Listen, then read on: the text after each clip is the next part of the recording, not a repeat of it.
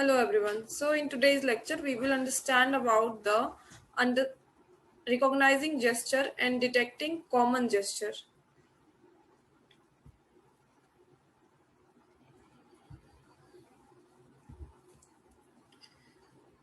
So a touch gesture occur when a user place one or more finger on a touch screen and your app interpret that the pattern of touches as a particular gesture.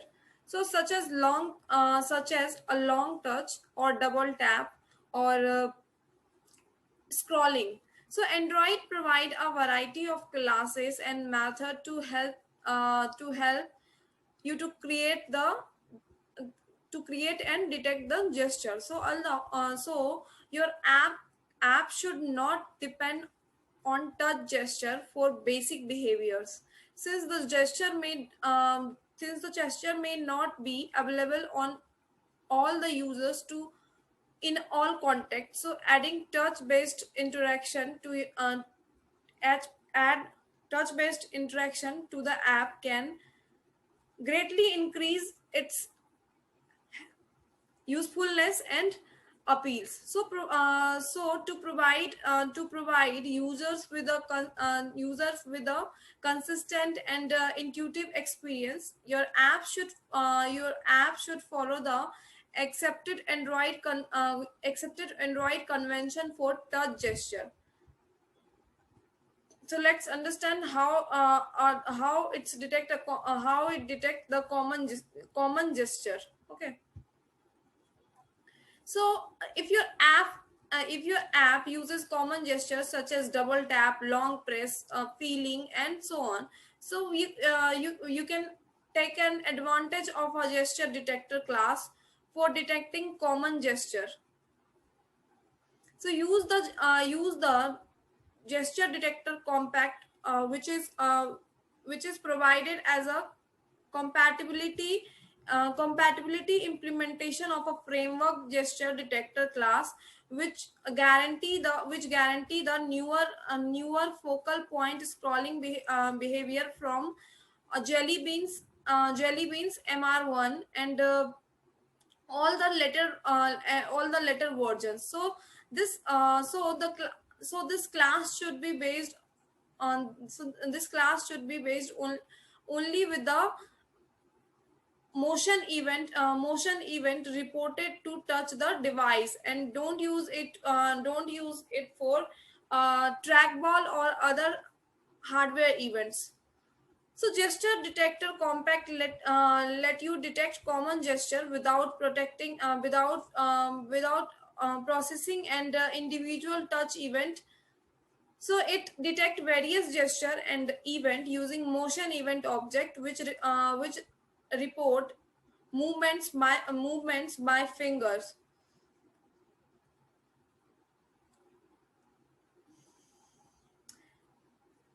These are some following points to show how you would use gesture detector compact and the gesture detectors dot sample on gesture listener class. So to use gesture detector compact, create an instance m detector in the code and the gesture detector compact class using the onCreate method in a activity. um, Definitely it should be written in the main activity.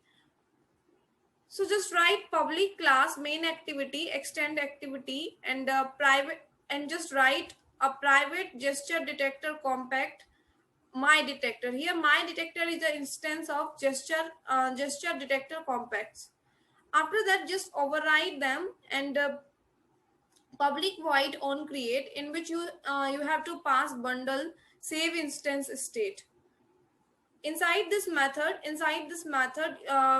just define some attributes, like set content view, in which you have to pass r dot layout dot activity main and super dot on create method. Inside that, you need to pass save instance state as a argument.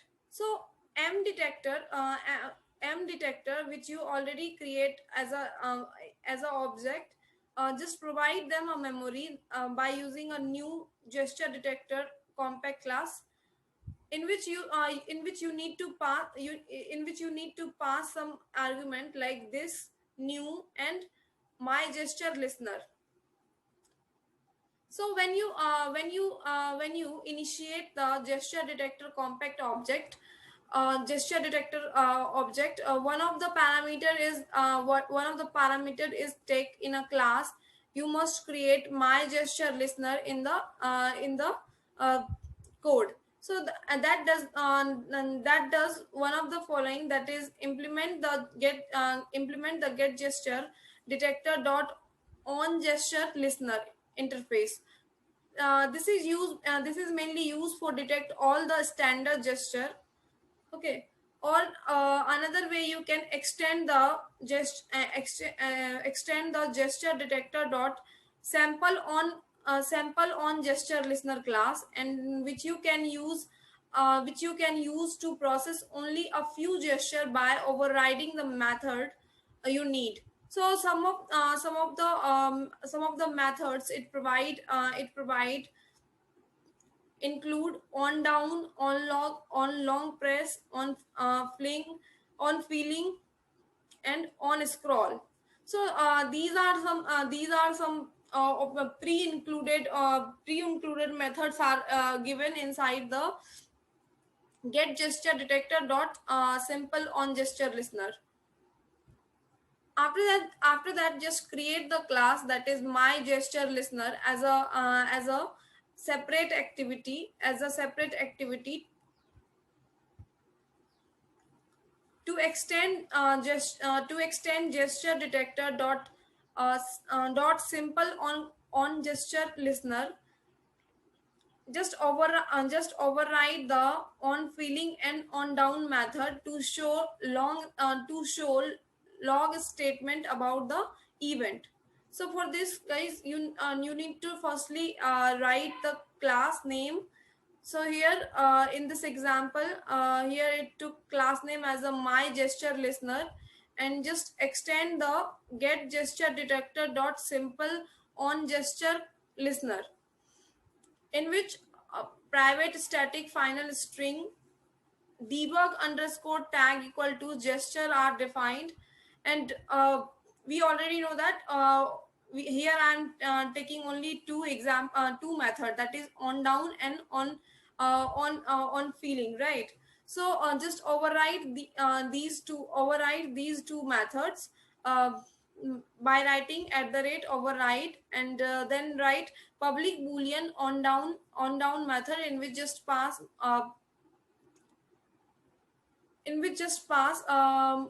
motion event, and inside the body of this method just write log dot d inside that just pass debug underscore tag comma on down uh, on down event dot to string method, and just return true. Again same, override the on feeling method.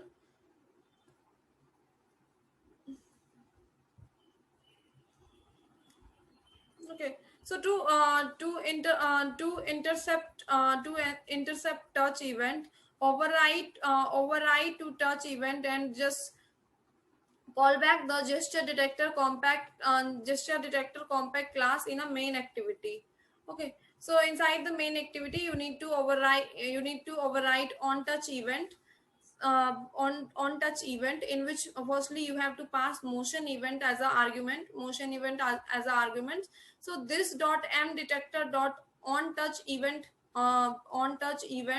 and also you need to define return super dot on touch event.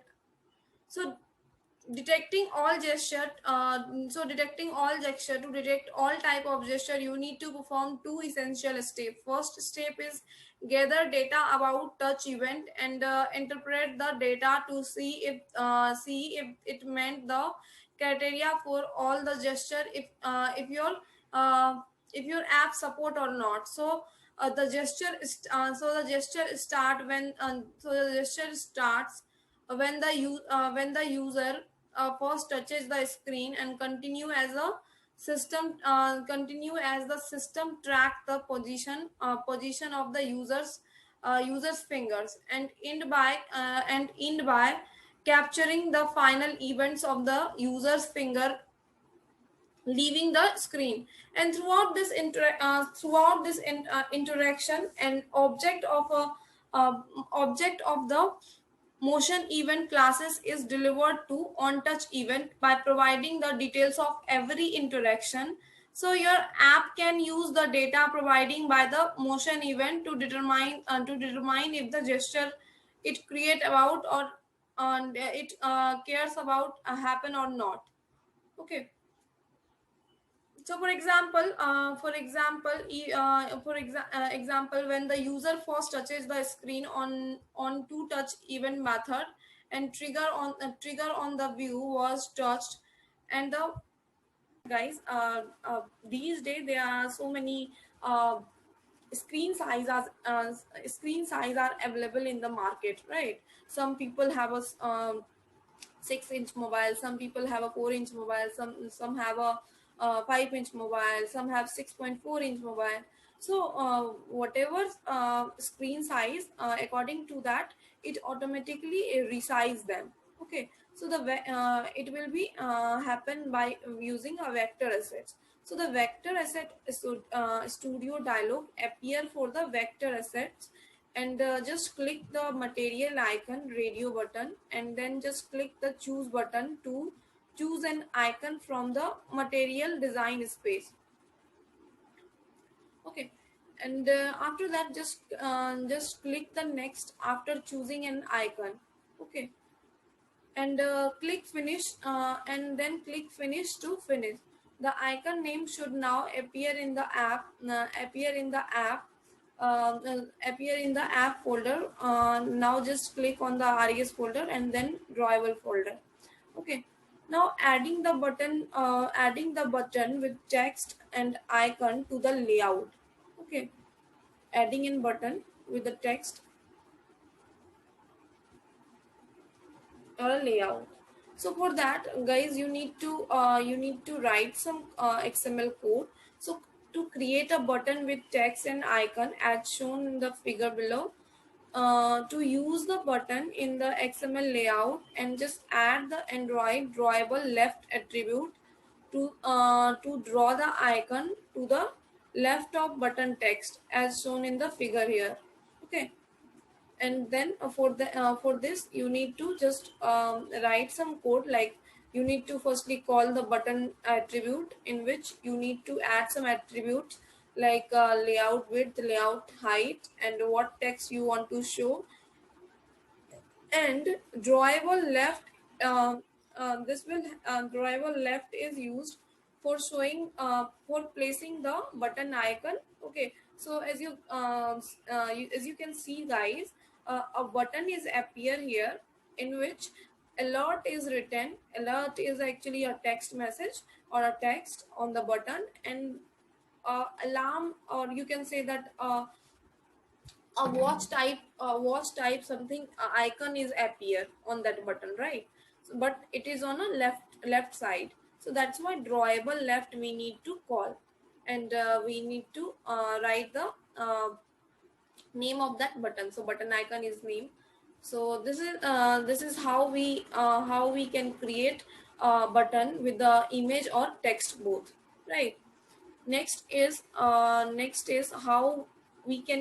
can we create um, we can create a raise button with a only an icon, right? So if an icon is usually understood, you may want to use it instead of text.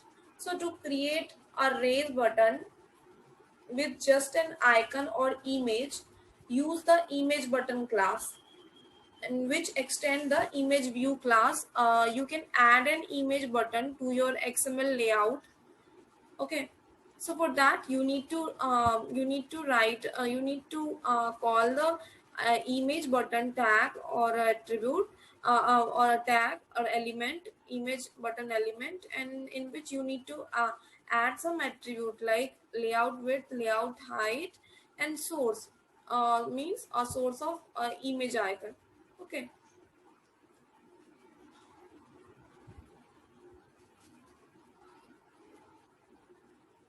Next is changing the style and appearance of raise button. So for that, the simplest way to show more prominent raise button to use different background color for the button. So you can specify the Android background attribute with drawable or color resource.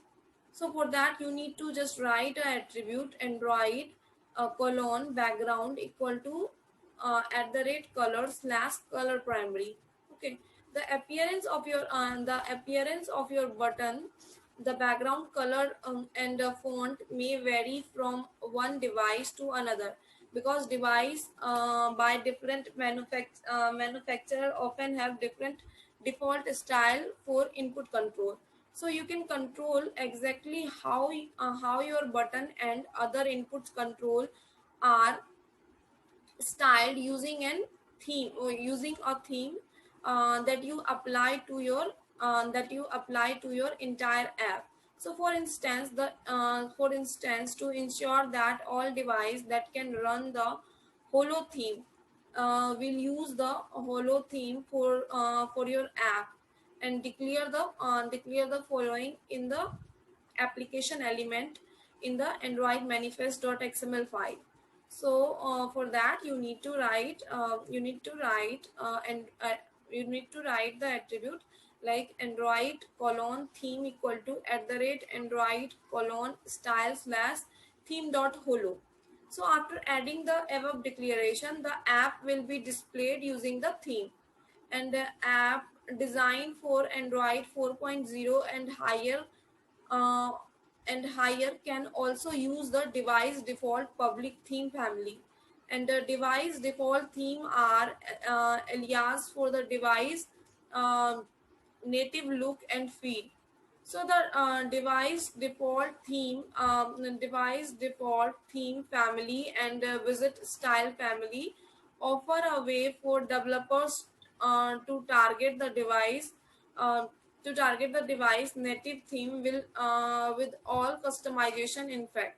So for Android app running on the 4.0 and newer, you, you have a following option.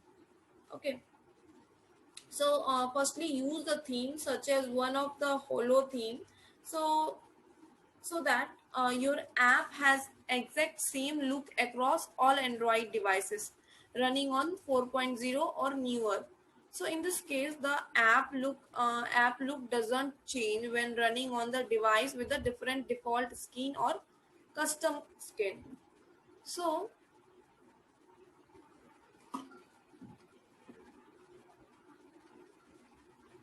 next option, you can use one of the device default theme, so that your app take on the look on the device default scheme. So don't use a theme, but you may have an unpredictable result on some device, right? So you are not already familiar with Android style and theme system, so you should read style or theme and the blog post holo everywhere provide information about using the holo themes while supporting older device, right? So for a guide on a style and customizing button using XML, you just need to see the button class. Okay, and for comprehensive guide for designing button, you need to see a components button in the material design specifications. Okay, after that, we learned about how to design a flat button. Okay, how to design a flat button. So a flat button, also known as a broadless button, broadless button in the text button that appear flat on the screen without a shadow. The major benefits of flat button is simplicity. The minimize the distraction from content, and a flat button are useful when you have a dialogue. So as shown in a figure here, okay, which require user input or interaction. For in this case, you would want to have the same font and style as the text surrounding the button. So this keeps the looks and feel the same across all element within the dialogue. Okay, so flat button show below, right? Show below. Reassemble basic button, except that they have no border or a background, but still change appearance during different state, right? So a flat button show an ink shade around it when it pressed. Okay, when it pressed. So in the above figure, it shows that um, the three state. First for the normal state, second for the disabled state, and third for the press state. So normal state, in this normal state the button looks just like ordinary text. Okay, and for the disabled state, when the text is when the text is grayed out, the button is not active in the app context. And next state is press state. The press state with the background shadow indicate that the button is being touched or clicked. So when you attach a callback to the button, the callback is called when the button in this state.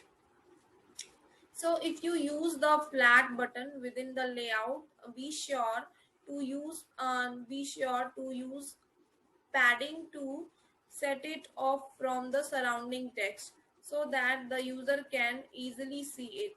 So to create a flat button, just use the button class and add the button to your XML layout, and apply some attributes. Okay.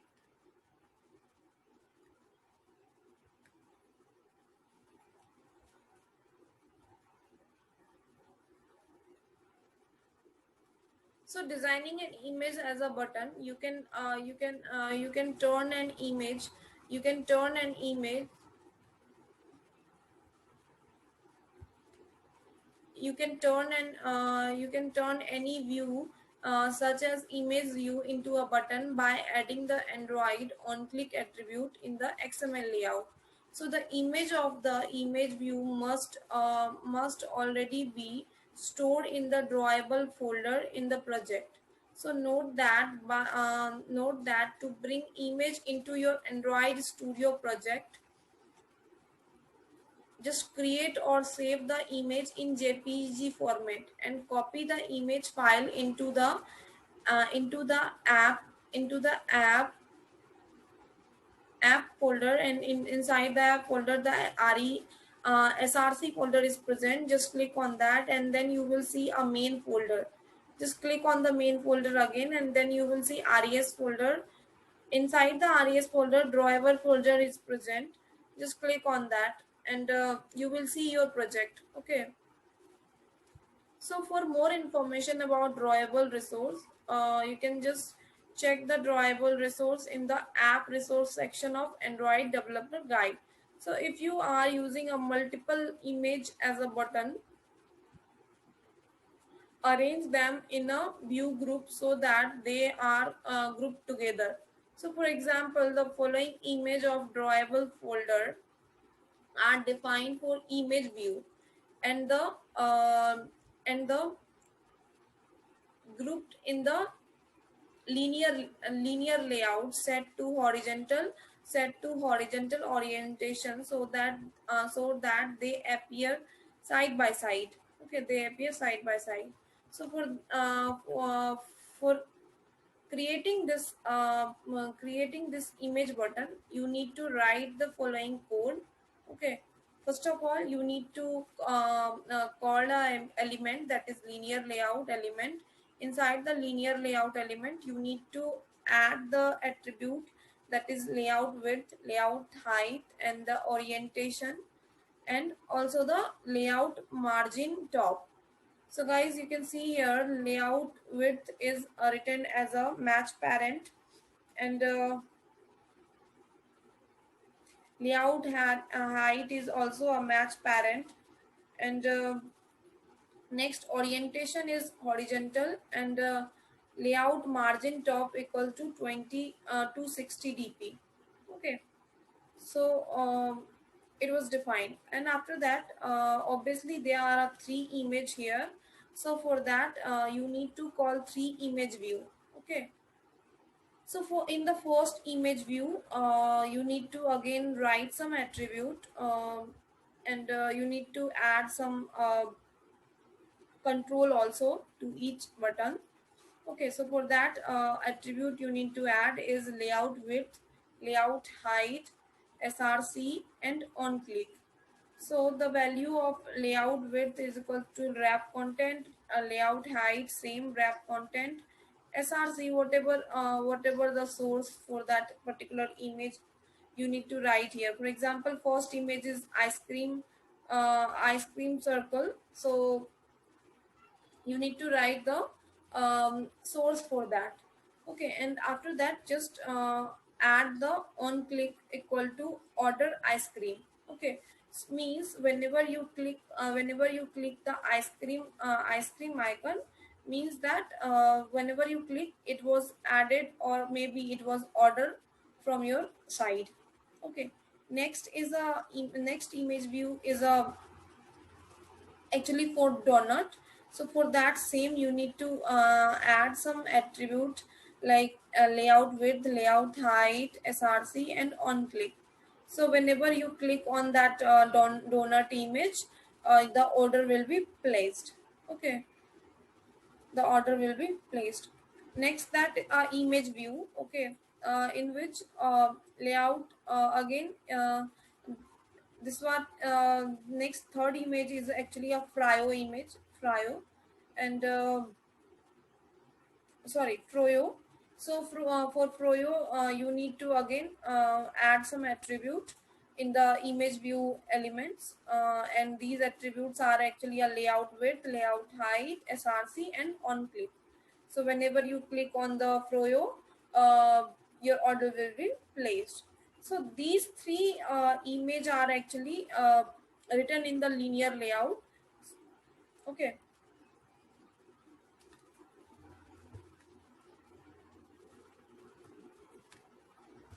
Next is how do we design a float action button. Okay, float action button. So a float action button show uh, as a figure, you can see here. So in the circular button that appear on the float above the layout, so that is known as float button. Okay, so guys, in this figure you can see here, this is an example. When you are adding some new number, you will just click on this plus icon, and you can add a new number inside your mobile contact, right? So you should use the floating action button only to represent the primary action for screen, right? For example, the primary action for contact app main screen is adding a contact. So as shown in the figure above, a floating action button is the right choice if your app require an action to be persistent and readily available on the screen. So only one floating action button is recommended per screen. The floating action button use the same type of icon that you would use the floating that you use the floating button with an icon or for action in the app bar. Okay, at the top of the screen you can at the top of the screen you can add an icon as a as a described as in described previously. We already learned that, so how we can choose an icon for the button, right? So use a floating action button in the Android Studio project. You must add the following statement in the build.gradle file in the dependency section. So for that, in the dependency section, you need to write compile in a double quotes com.android.support colon design colon 23.4.0. As you know that 23.4.0 is actually a version, right? So the version at the end of a statement may change, right? Maybe definitely our now maybe right time other version are available, so you can write the obviously whatever the current version are available, you just write that version. Okay, so use the newest version suggestion by Android Studio to create the floating action button, and use the floating action button class which extend the image button class. You can add the following action button to XML layout as follows. So for that you need to write the XML code, like firstly you need to write android.support.design.visit dot floating action button. Okay, and in once you call this element, you need to add some attribute for this element. Okay, and these attributes are Android colon ID, layout width, layout height, layout gravity, layout margin, and also SRC means source. So floating action button by default are 56 into 56 TP in size.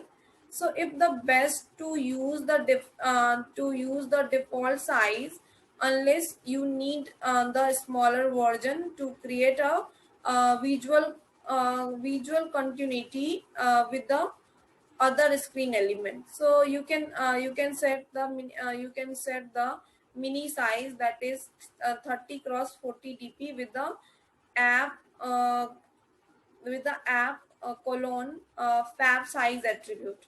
Okay, and when you use the app size fab size attribute, in which you need to pass a mini as a value to set for setting the setting the minimum size of the icon. Okay, for the floating action icon, sorry, floating action button size.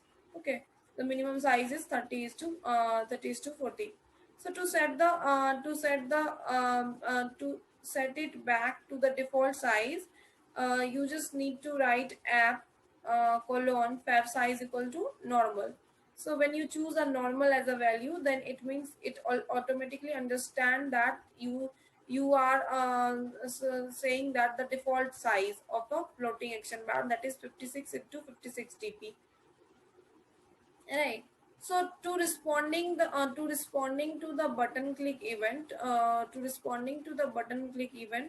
just use the event listener called on click listener, which is an interface in the view class to represent the click event that actually occurs when the user tap or click the clickable object, such as button, image button, or floating action bar.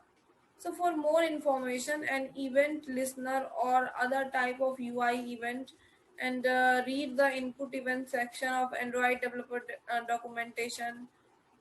Okay, so how we can add a on click on the layout element. So to set on the on click listener for the clickable object in your activity, so just code and design a callback method to use the Android colon on click attribute with the clickable object element in the XML layout. So for example, you need to write the button element, and in which you need to pass some attribute, and these attribute are ID, layout width, layout height, text, and on click.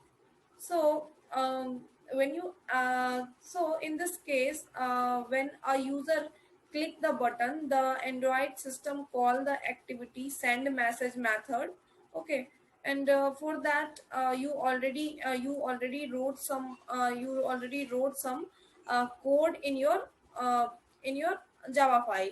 That is, it contain public void send message in which you pass view and do something in response to the button click. Means between the body of this um, body of this method, you can write anything which you want to response to the button click. Okay, so the method you declare as the Android on click attribute must be public. So return a void and defined a view as the only parameters.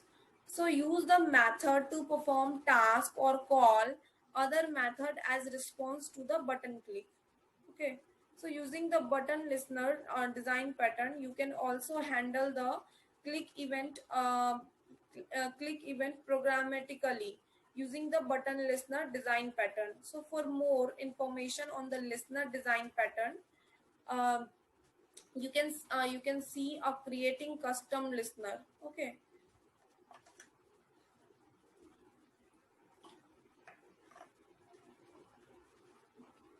to use the event listener, just click on the view dot on click listener, which is an interface in the view class that contain the single callback method on click method. The method is called by Android framework when the view is triggered by user interaction. The event listener must already be registered to the view in order to be called for event. So follow these steps to register the listener and use it. Okay, use the find view by id method of the view class to find the button in XML layout file. Okay,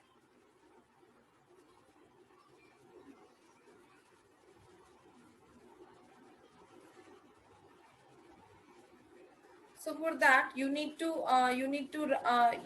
write button you need to call the button class and just make an instance that button equal to button find view by id, in which you just pass r.id.button underscore send. Okay, after that, get a new view on click listener object and register it to the button by calling the set on click listener method. The argument to set on click listener method take an object that implement the view dot on click listener interface, which has one method, that is on click method. And in the on click method, you need to write some code like button dot set on click listener, in which you have to pass a new view dot on click listener method. Okay,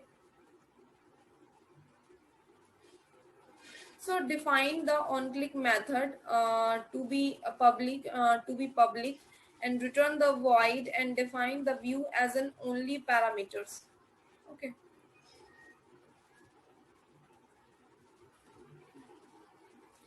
so to create a method to do something in response to the button click, such as perform an action, to set the click listener programmatically, instead of with the on click attribute, just customize the view dot on click listener class and override its on click handle to perform some action.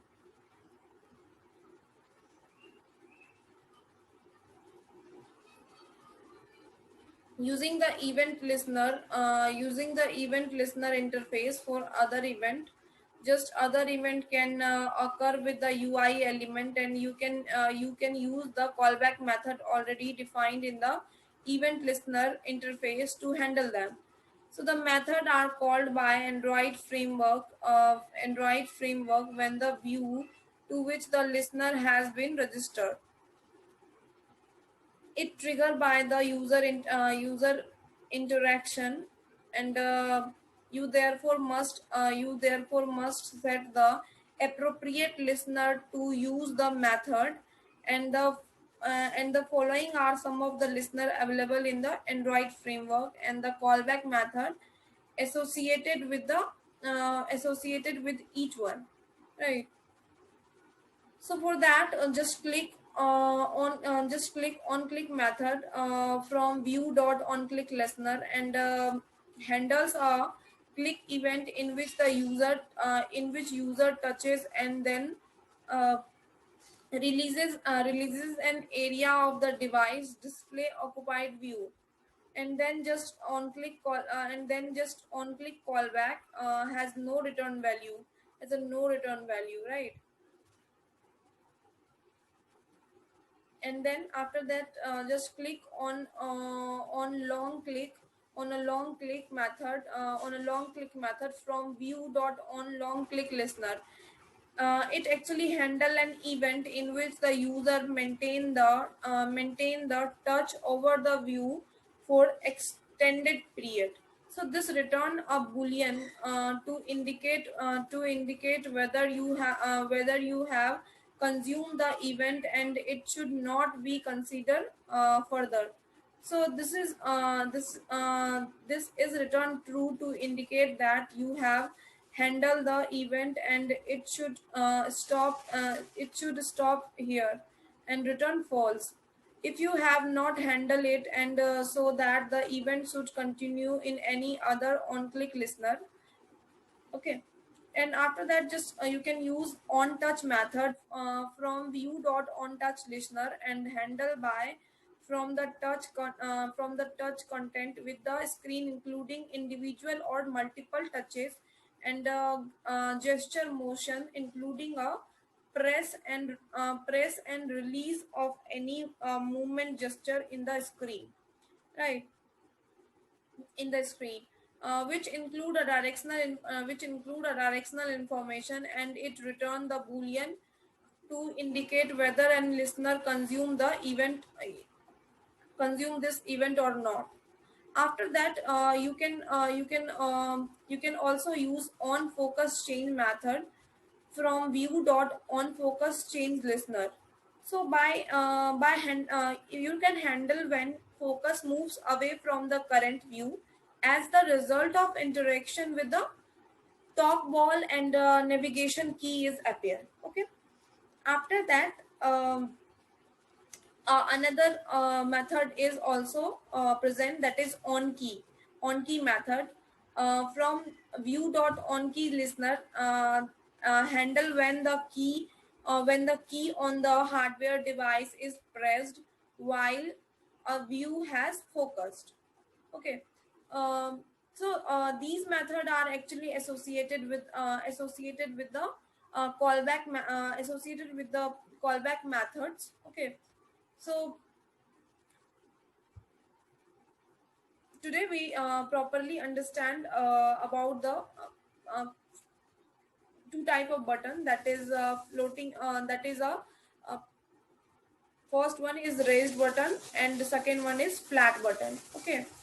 So after that, guys, just understand this topic from the Android programming cookbook, and after that, these are some homework to you.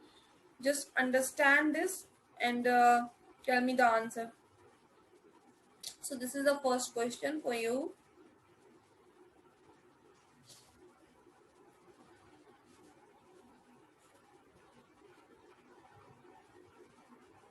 This is the second question.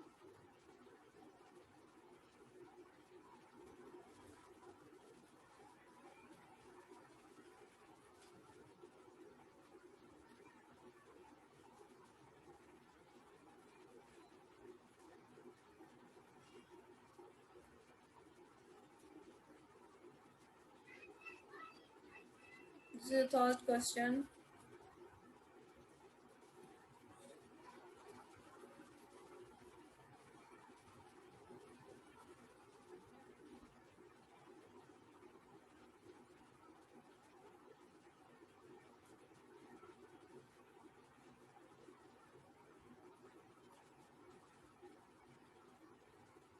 Next.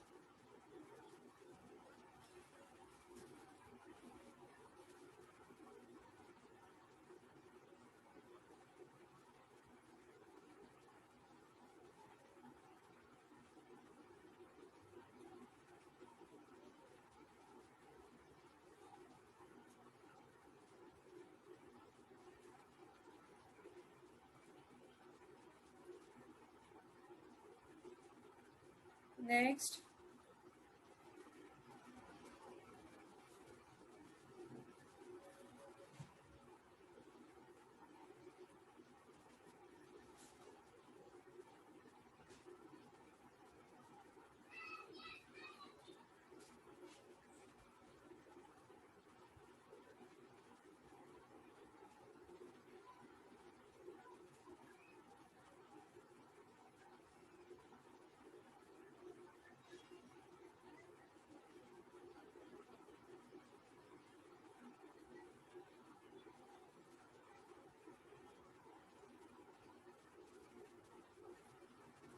Next.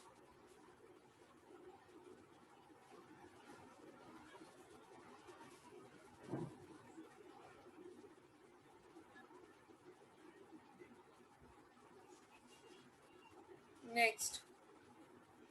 So this is the last question for you guys. Um, Next topic we will learn in the next class. Okay. So for today, this is enough.